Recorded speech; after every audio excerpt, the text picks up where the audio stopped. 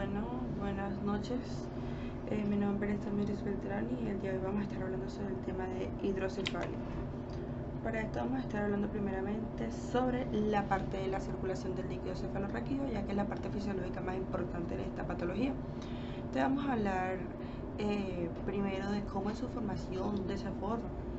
Sabemos que el líquido cefalorraquídeo se forma en un 70% en los plexos corideos y en un 30% en la membrana ependimaria. La membrana ependimaria es esa membrana que va a recubrir todo el sistema ventricular y en general donde va a recorrer todo el líquido cefalorraquídeo. Entonces ahí se forma un 30%. Ahora bien, ¿dónde tenemos plexos corideos? En cada uno de los ventrículos. Sabemos que tenemos un ventrículo lateral derecho, uno izquierdo, el tercer ventrículo y el cuarto ventrículo. Cada uno de ellos, estas estructuras rojitas, son los plexos corideos. Aquí también están pintados pues de rojo. ¿Cuánto líquido cefalorraquídeo produce una persona al día? 500 mililitros. En un estadio normal, claro está. En un volumen aproximado de 90 a 500 si eres un adulto y si el paciente es un niño de 10 a 60, un niño recién nacido, un neonato. La velocidad estimada es de 0,3 a 0,6 mililitros por minuto y esto es importante para medir la presión intracraneal. Entonces la presión normal del líquido cefalorraquídeo es de 70 a 80 milímetros de 70 a 180 milímetros de agua, y la presión media estimada entre la absorción y la secreción de ese líquido cefalorraquídeo, la estimada dentro de lo normal sería de un 112, sin embargo esta puede variar en cada paciente. Dicho estos datos generales, ahora sí, ¿cómo es el recorrido? ¿Cómo es que el líquido cefalorraquídeo va a bañar todo el sistema nervioso central? Pues lo va a hacer de la siguiente manera.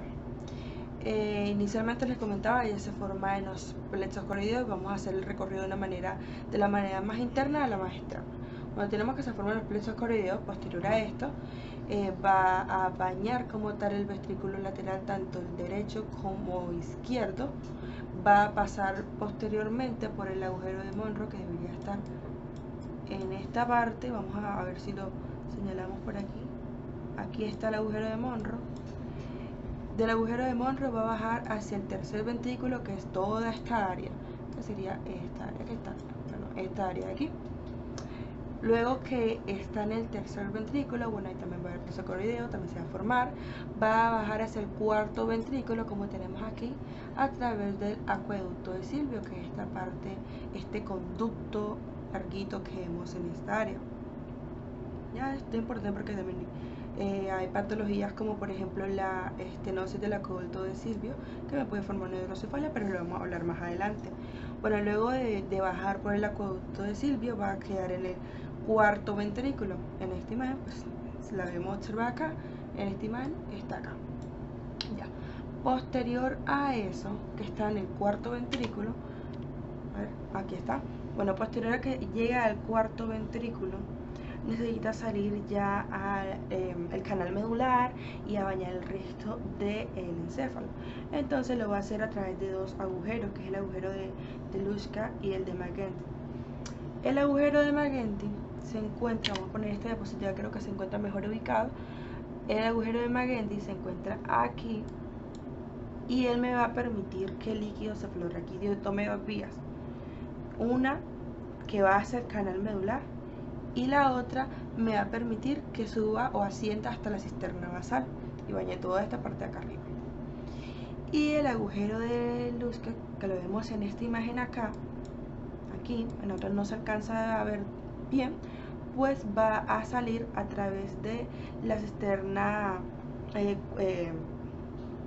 cuadrigémina, y también me va a ayudar a bañar pues la parte superior del encéfalo.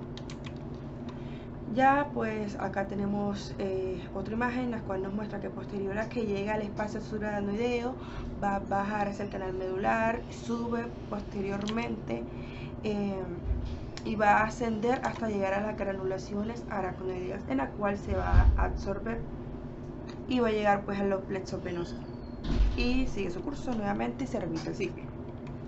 Entonces, dicho esta circulación, vamos a hablar como tal, ahora sí que es la patología. Bueno, tenemos que la hidrocefalia es una patología que se caracteriza porque va a haber una dilatación de los ventrículos cerebrales. Anteriormente se decía que era por una acumulación de líquido cefalorraquídeo en los ventrículos cerebrales y esto hacía que se dilatara. Ya no se ve tan así esa definición porque está un poco obsoleta y se ha demostrado que ya no es tanto así. ¿Por qué? Porque puede haber dos motivos por los cuales se dé hidrocefalia. Por eso es la principal clasificación que la tenemos aquí. Acá. Entonces, esa hidrocefalia puede darse por un desbalance entre la producción de líquido cefalorraquídeo y también puede estar dada por la absorción, porque se produzca mucho líquido cefalorraquídeo porque hay un problema para la absorción, entonces queda en todo el sistema o el espacio subaracnoideo y va a generar aumento de la presión intracraneal, pero no todas las hidrocefalias me generan aumento de la presión intracraneal, hay una que no, que vamos a estar comentando más adelante. Bueno, en esta imagen podemos observar cómo se verían los ventrículos de un niño que no tiene la patología y un niño que presenta la hidrocefalia, cómo se ve aumentado de tamaño, que en las imágenes diagnósticas o radiográficas es exactamente lo que se ve, una dilatación ventricular, y ocasionalmente también se puede ver la causa de la hidrocefalia, pero no siempre. Bueno, la incidencia de la patología nos dice que se presenta mayormente en edades pediátricas o en niños y que la prevalencia de esta va a ser de 0,5 a 0,8 casos por 1000 nacidos vivos. Y como les comentaba sobre la presión intracraneal, pues ahora vamos a estar mencionando cómo sé yo que la presión intracraneal está bien o no, cuándo alarmarme y cuándo no. Entonces tiene el parámetro de que la presión intracraneal en valores normales para adultos es de 10 a 15 milímetros de mercurio. Para un niño de 2 años en adelante, se estima que debe ser de 3 a 7 milímetros de mercurio. Y si hablamos de un bebé o un neonato, un recién nacido, puede ser de 1,5 a 6 milímetros de mercurio. Este parámetro nos habla, pues, en el caso de un adulto. Vaya a saber que un adulto tiene una hipertensión intracraneal. Voy a tomar como parámetro el número 20, que sea la presión sea mayor a 20 milímetros de mercurio. En este caso se considera que hay una hipertensión endocraneal. Claramente esto va a variar en si tú eres un adulto, un niño y un neonato. Entonces, posterior a eso tenemos entonces las dos clasificaciones importantes y actualmente es considerada como las principales, que es una hidrocefalia obstructiva y no obstructiva. Antes era considerada como comunicante y no comunicante. En español, la obstructiva, si tomamos la clasificación de antes, viene siendo la no comunicante. ¿Por qué? Para grabarlo, porque hay una irrupción entre la comunicación de la circulación del líquido cefalorraquídeo, todo el sistema por el cual circula. Algo lo está obstruyendo, de obstructiva. Y no obstructiva o comunicante porque realmente no hay nada, entre comillas, que pueda obstruir ese sistema de circulación del líquido cefalorraquídeo, entonces por eso no obstructivo. Y el pronóstico de esta patología nos dice que si un paciente no es tratado, no recibe el tratamiento, tiene un mal pronóstico.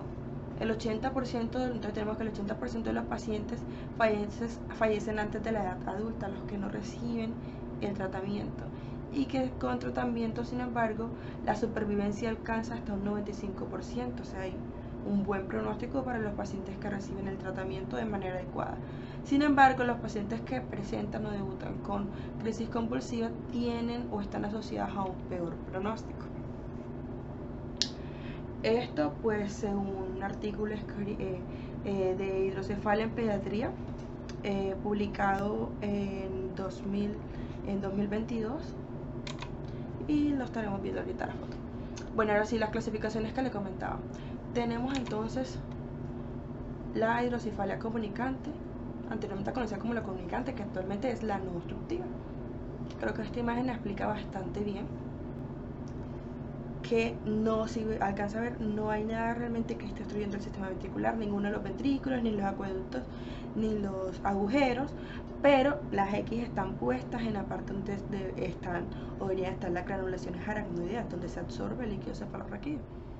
Entonces, ¿qué me dice eso? Que las patologías presentes o las alteraciones fisiológicas, fisiopatológicas más bien presentes aquí, van a estar dadas por 3 tipos de hidrocefalia, que es una hidrocefalia donde hay la hipersecreción de líquido cefalorraquídeo. Esta es una de las menos frecuentes, no es tan frecuente encontrarla. Una alteración que puede estar asociada a puede ser, como vemos por acá, el papiloma de los plexos corideos o el carcinoma de los plexos corideos también está presente aquí. ¿Por qué? Bueno, el plexo corideo, imaginemos que vamos a tomar el plexo corideo del ventrículo lateral. ¿Qué pasa aquí? No hay nada que lo esté subiendo, pero al estar ese papiloma o carcinoma va a haber una hiperproducción, no se va a producir de manera normal, sino que va a estar alterado, entonces se va a producir mucho líquido cefalorraquídeo.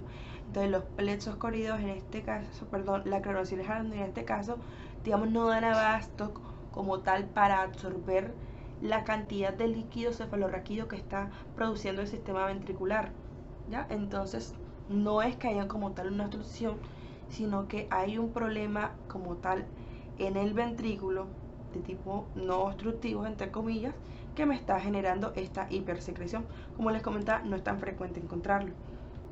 El segundo parámetro o el segundo motivo sería una hidrocefalia por mala absorción o absortiva. Esta es la más frecuente y en esta podemos encontrar patologías como la meningitis. Meningitis se encuentra pues la inflamación de las meninges, entonces pues el líquido cefalorraquídeo, como va a circular por la aracnoides, esta también va a estar inflamada, entonces la absorción de el líquido cefalorraquídeo en las granulaciones aracnoides aquí no se va a dar de manera adecuada, entonces no va a llegar el líquido cefalorraquídeo a los plexos venosos y se va a quedar acumulado ahí. Esto me va a dar como resultado que se va a aumentar la presión intracraneal porque hay demasiado líquido ahí, más del que debería estar, y los plexos siguen produciendo líquido. Entonces, ¿qué va a pasar? Que si le hacen una tomografía al paciente va a tener los plexos, los ventrículos aumentados de tamaño y se hace el diagnóstico de la hidrocefalia. Y está esta hidrocefalia que es conocida como la SBACU. En esta no hay aumento de la PIB o de la presión intracraneal, aquí va a estar estable. Por eso decía que no todas que van a generar un aumento de la PIB, puede que sí, pero puede que no. En esta no. ¿Y qué es lo que pasa aquí? En este tipo de alteración va a haber una atrofia como tal de la masa cerebral, como tal del encéfalo. Entonces, ¿qué patologías están asociadas aquí? El Alzheimer, la demencia senil, todas las patologías asociadas a la tercera edad. Las personas mayores, por lo tanto, tienen más predisposición a generar esta patología. Porque, bueno, sabemos que fisiológicamente con los años se va atrofiando el cerebro y todas las estructuras que están en él. De cómo se atrofia el cerebro, hay más espacio. De manera fisiológica todo tiene sus límites o lo que puede soportar cada cosa dentro del cráneo. Entonces, como hay una atrofia que es fisiológica después del envejecimiento, pero que a lo largo de la vida ese sistema nervioso no está acostumbrado a ella, queda mucho espacio para que corra líquido cefalorraquídeo. Entonces, ¿qué va a pasar? Como mencionabas, por atrofia, usted también en la placa va a ver unos ventrículos aumentados y va a encontrar la masa cerebral o el encéfalo atrofiado y va a haber mayor cantidad de líquido cefalorraquídeo circulando y básicamente por atrofia es que se da la hidrocefalia acá. ¿Ya? Pero solamente esto básicamente en resumen y para no enredarnos. Ahora la hidrocefalia no obstructiva o el no comunicante, perdón, o la obstructiva. Aquí, como su nombre lo indica, pues son esas patologías o esa hidrocefalia que va a estar secundaria a ciertas patologías. Aquí tenemos un ejemplo, por ejemplo, esta placa en la cual logramos ver que va a haber aquí una lesión metastásica hemorrágica, que la flechita negra es esta, y esta va a ocluir al cuarto ventrículo, ¿ya? Y me genera pues la hidrocefalia porque no me permite el paso libre del líquido cefalorraquídeo. Más frecuente en niños, está bastante asociada con las congénitas, que vamos a hablarla ahora, más adelante, en las siguientes diapositivas. Y aquí lo que vamos a encontrar es que hay un acúmulo de líquido cefalorraquídeo por una obstrucción del sistema ventricular, lo que le comentaba, como en el ejemplo de esto. esta se va a dividir en 4. Vamos a tener entonces la univentricular, que es cuando hay una obstrucción en el agujero de Monro, con el agujero de Monro, que es el que da con los ventrículos laterales al tercer ventrículo. Entonces va a haber una obstrucción aquí, pero no solo, ya sea en el derecho o en el izquierdo, paso mide un solo agujero de Monro, uno de los agujeros. Entonces, bueno, si es uno solo de los agujeros, se considera univentricular la obstrucción. Si es, por ejemplo, biventricular, es cuando son los dos agujeros de Monro, del derecho y el izquierdo, ventrículo lateral derecho y del ventrículo lateral izquierdo. Se considera triventricular cuando es el acueducto de Silvio el que está obstruido. Ejemplo, les mencionaba antes, la estenosis del acueducto de Silvio. Esta es una patología importante acá. Y se considera tetraventricular cuando están obstruidos los agujeros de Magendie y el de Luschke. Todas estas, bueno, hay múltiples patologías que me pueden generar esta obstrucción, estos tipos de obstrucción, pero todos estos tipos de obstrucción me van a generar que el líquido cefalorraquídeo entonces se quede dentro de los ventrículos y por eso van a ampliarse de tamaño, porque se sigue produciendo, se sigue produciendo, se sigue produciendo a tal punto de que el cerebro tiene que adaptarse a esta producción y empieza a aumentarse los ventrículos. Básicamente esto. Hay muchas patologías acá presentes y ahora vamos a estar hablando algunas. Les mencionaba que las congénitas están bastante asociadas a las obstructivas. Entonces llegamos a las congénitas. Bueno, vamos a tener que algunas de las patologías congénitas o en la clasificación según el momento de la aparición de la parte congénita, vamos a tener los que son por el defecto del tubo neural.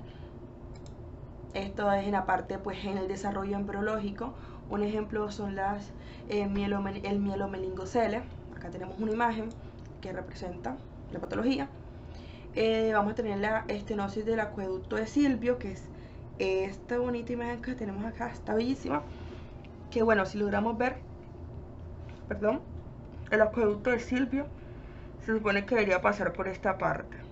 Y así como se ve tal cual, vemos que eso está totalmente ocluido.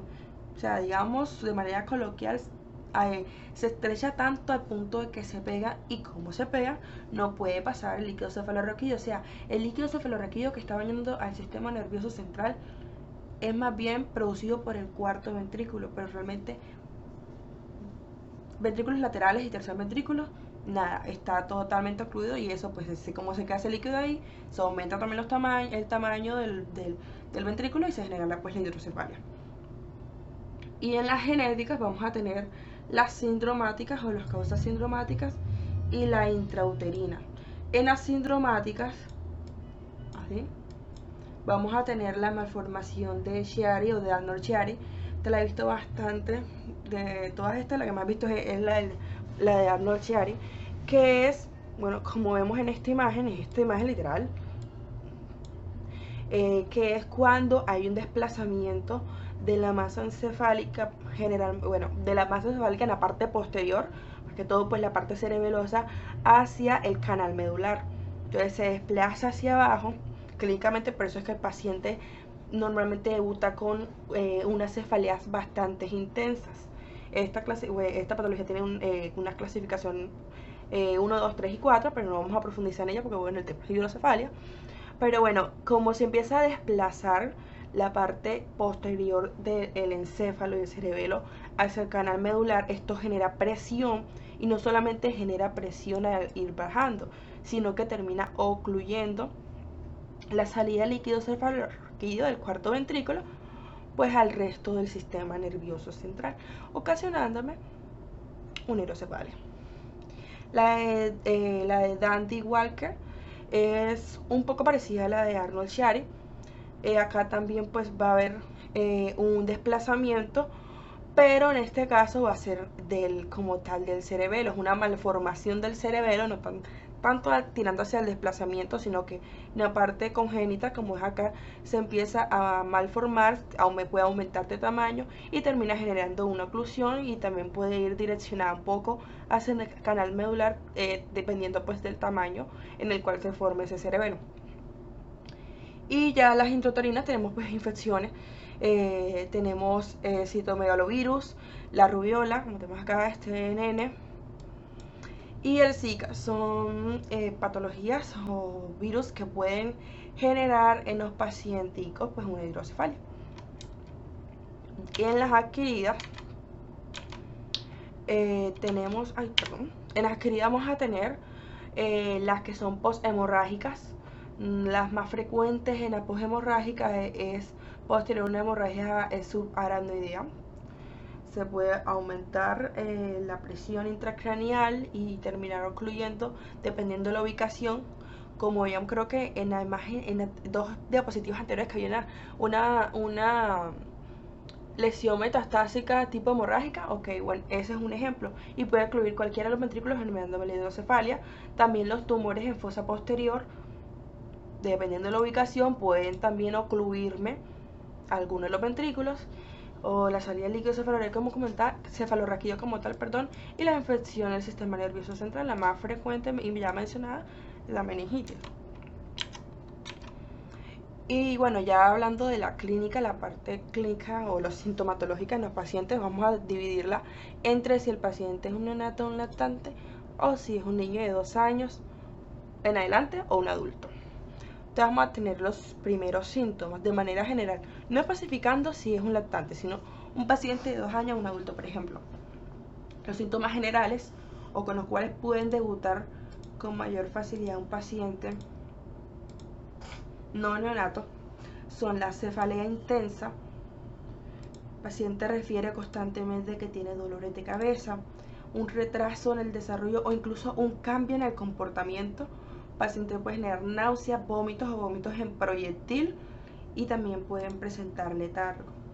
Hay pacientes también que debutan con convulsiones, pero esto no es tan frecuente.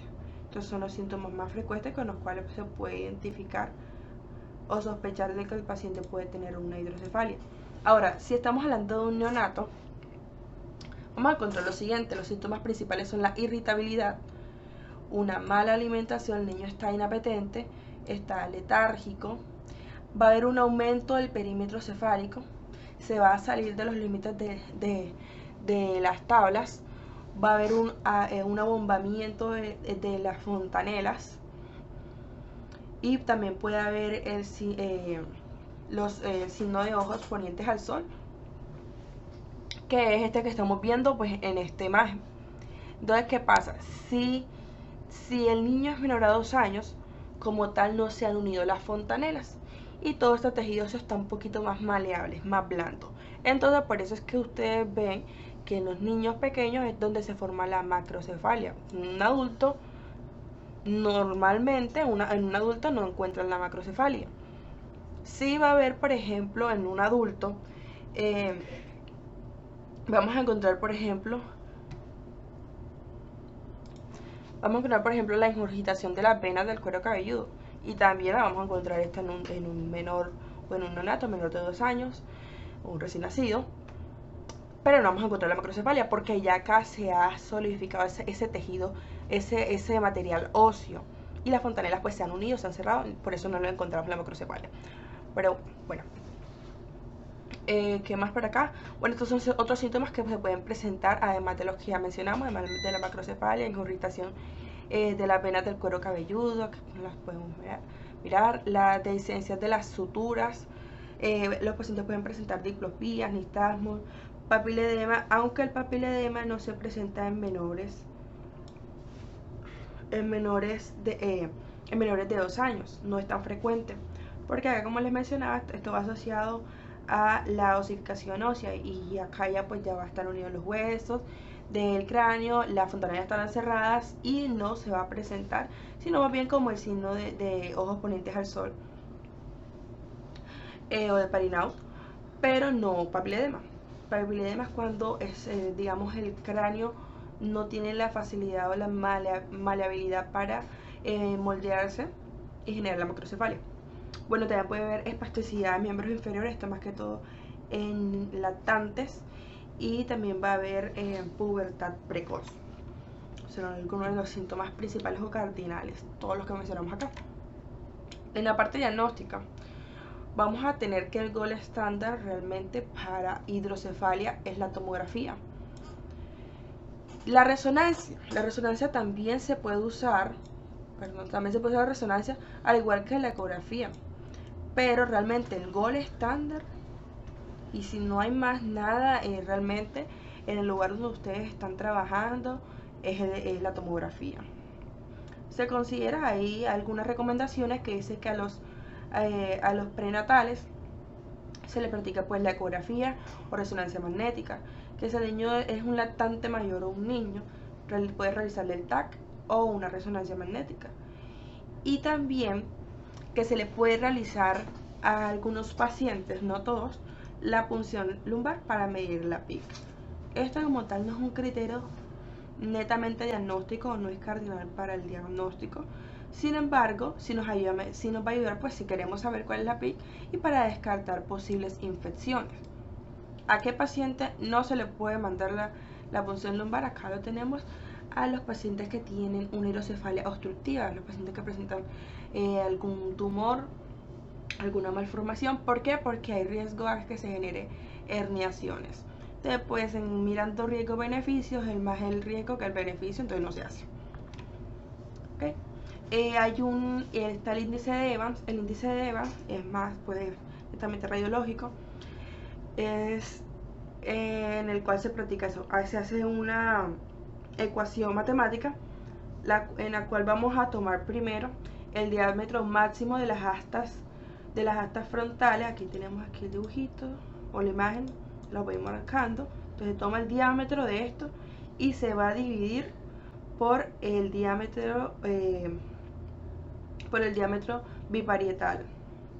Entonces el resultado que me dé entre el diámetro de las astas posteriores con el biparietal, lo voy a tomar, lo voy a anotar, y si el resultado me da mayor a 0,3, entonces me sugiere una posible hidrocefalia.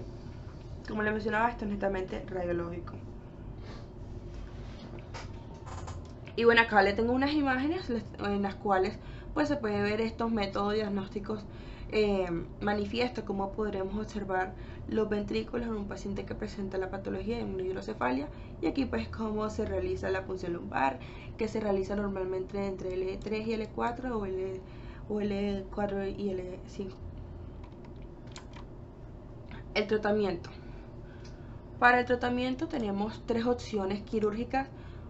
Ojo, aquí no estamos hablando de la resolución de la causa, porque si bien es cierto, la hidrocefalia es netamente quirúrgica el tratamiento, hay que tratar la causa para que haya una mejora como tal en el paciente.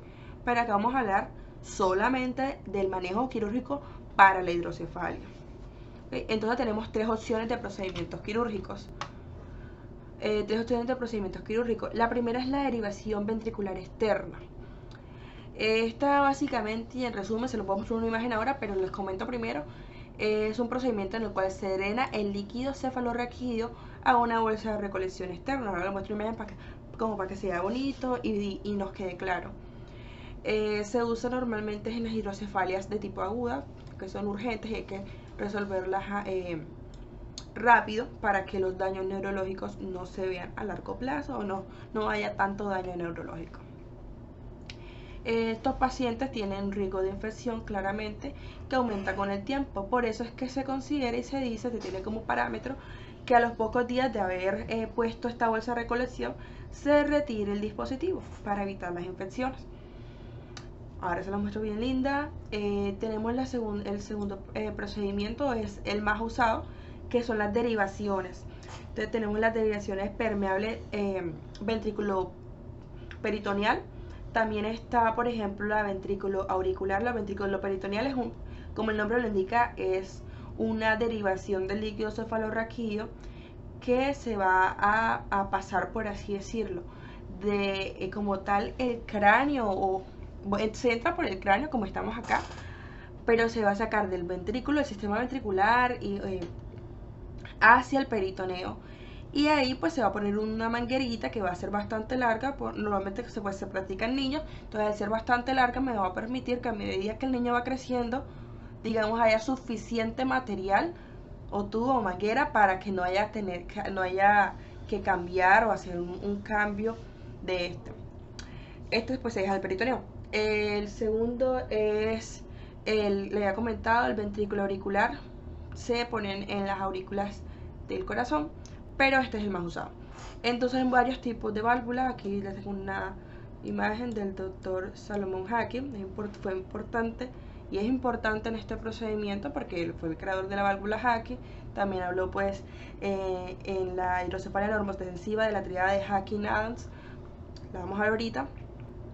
Entonces, bueno, la válvula que creó este señor nos sirve para lo siguiente. Aquí voy a intentar ampliar. Básicamente lo que se hace es esto. Entonces hay una entrada, se entra a través del cráneo y se va a insertar el catéter. Aquí vemos una imagen de cómo se verían los catéteres, bien lindos. Entonces se coloca el catéter y detrás de la oreja va a estar ubicada la válvula, ¿sí? Esta válvula lo que va a hacer y la función que ya tiene es regular la salida y el drenaje del líquido cefalorraquídeo. Cuánto debe salir se va a graduar al momento de insertarla para que mida cuánto debe salir del líquido cefalorraquídeo al día. Y ya el resto pues es la manguerita que le comentaba o el tubo que se deja en el peritoneo para la absorción de este y que sea drenado ese líquido cefalorraquídeo. Las complicaciones normalmente en estos procedimientos son las infecciones, como les mencionaba. El microorganismo más frecuente es el estafilococo epidermidis, y las infecciones están aproximadamente entre un 5 y 15% desde el primer mes al sexto mes del paciente. También puede haber complicaciones por el drenaje insuficiente o fallo mecánico. Esto por lo que me comentaba que hay que regular la válvula. Bueno, se regula de pronto de manera inadecuada y hay un fallo se drena insuficiente o poco líquido. Y también está todo lo contrario, también por fallo mecánico pero por sobredrenaje. En este caso se identifica porque el paciente presenta cefalea intensa que aumenta cuando el paciente está de pie. Hay que evaluar en este caso si el paciente se está refiriendo a esto. Hay que evaluar y revisar la válvula. Y por último, bueno, acá las imágenes antes de ir al último procedimiento quirúrgico que se puede utilizar. Es una imagen de lo que habíamos explicado, de la derivación externa, en la cual decía que pues hay una recolección externa que se usaba en la hidrocefalia aguda. Bueno, es esta imagen. Y la derivación ventrículo-peritoneal es esta imagen, la que les había mostrado ahora. Y el último procedimiento pues es la ventriculostomía endoscópica del tercer ventrículo. Acá lo que se hace es lo siguiente, para no irme de este lado. Bueno, se entra por un endoscopio y lo que se va a hacer es que se va a pasar o hacer un canal directo, una comunicación directa ya sea del tercer ventrículo hacia la cisterna prepontina, hasta la cisterna prepontina, que es la que estamos observando acá. Porque, bueno, normalmente este tratamiento es para la estenosis del acueducto del Silvio, que ya es la tercera vez que se lo menciono. Entonces, como les mencionaba que hay un estrechamiento, una oclusión total del acueducto, no puede pasar el líquido cefalorraquídeo del tercer ventrículo al cuarto ventrículo para que bañe todo el sistema nervioso central. Entonces, pues se hace esta comunicación directa. En resumen es esto, tiene una eficacia el procedimiento del 30 al 70%. Y por último tendremos la hidrocefalia crónica del adulto o la hidrocefalia normotensiva. Esta patología también fue descrita por el doctor Salomon Hacking y en la parte diagnóstica pues trabajó también el doctorado, que era profesor de él, y crearon la tríada de Hacking-Adams. Entonces, bueno, la mayoría de estas patologías son idiopáticas y el resto del porcentaje, no del 40 al 70, es secundaria a trastornos neurológicos. Por ejemplo, hemorragias subaracnoideas, traumas craneoencefálicos, posterior a una meningitis o posteriores a tumores. Entonces, vamos a ver que una alteración en la cual va a haber un problema en la reabsorción del líquido cefalorraquídeo, pero aquí no hay un aumento de la PIB, porque es que en esta patología puede que haya atrofia como tal del cerebro, pero también puede que no la haya. Entonces, en caso de que haya atrofia, también al haber atrofia se aumenta el campo, el tamaño o el diámetro por el cual puede bañar y pasar el líquido cefalorraquídeo, al haber más espacio por el cual el pase, no va a haber un aumento de la presión, porque es que digamos se complementa la cantidad de espacio que quedó libre para él en relación a la atrofia que hay en el cerebro. Y pues esto me conlleva a que sea normotensa. Las manifestaciones clínicas, bueno, tenemos a un paciente, un señor por ejemplo de 65 años, que tiene antecedentes de hipertensión arterial, diabetes, tengámoslo nada más hasta ahí, y la familia, y es un señor bastante independiente. La familia refiere, por ejemplo, que le gusta hacer sus cosas él mismo, le gusta elegir su ropa, bañarse él mismo, arreglarse él mismo, dar un paseo por el parque, y que en estos últimos 2 días ven que él está cambiando de conducta. El paciente de repente no quiere salir, quiere estar todo el tiempo en su cuarto, o tiene un comportamiento agresivo, está caminando, mencionan los pacientes normalmente, a los familiares, está caminando medio rarito, y se está orinando. Entonces acá tenemos la triada de Hacking Adams. Justamente es cuando el paciente presenta una alteración en la marcha, hay presencia de demencia que anteriormente no estaba, en continencia que anteriormente no estaba. Entonces cuando tenemos este paciente así, que la familia nos dice que él nunca se ha comportado así, sino en estos últimos 2-3 días, hay que sospechar de una hidrocefalia normotensiva. ¿Ya? Y bueno, se la realiza la placa y podemos observar que van a ver esos ventrículos dilatados, puede que haya atrofia, puede que no, pero usted si quiere le hace la punción lumbar y la presión va a estar absolutamente normal. Se los mencionaba aquí, bueno, el diagnóstico con imagen, la punción lumbar, algunos parámetros de cómo tomar la punción lumbar y cuánto repetirla para medir la presión intracraneal. Y también tenemos el tratamiento, que este va a ser con derivación ventrículo-peritoneal, y tiene un 90% de eficacia en estos pacientes. No obstante, el realizar la punción lumbar para ellos es bastante buena porque les va a ayudar con la alteración de la marcha. Al paciente se le hace la punción lumbar y como en la punción lumbar se le está midiendo la PIC, pero también se está descomprimiendo o liberando el líquido cefalorraquídeo, el paciente vuelve a caminar normal, porque ya no tiene ese acúmulo, digamos, de líquido que no solamente va a dañar el cerebro, sino que también el canal medular y con ello todos los nervios que están ahí, y le afecta la movilización. Entonces pues el paciente vuelve a caminar de manera normal, o no enseguida normal, pero sí mejora la marcha, y es un cambio que es inmediato, que los familiares evidentemente se lo van a agradecer muchísimo. Y listo, será todo.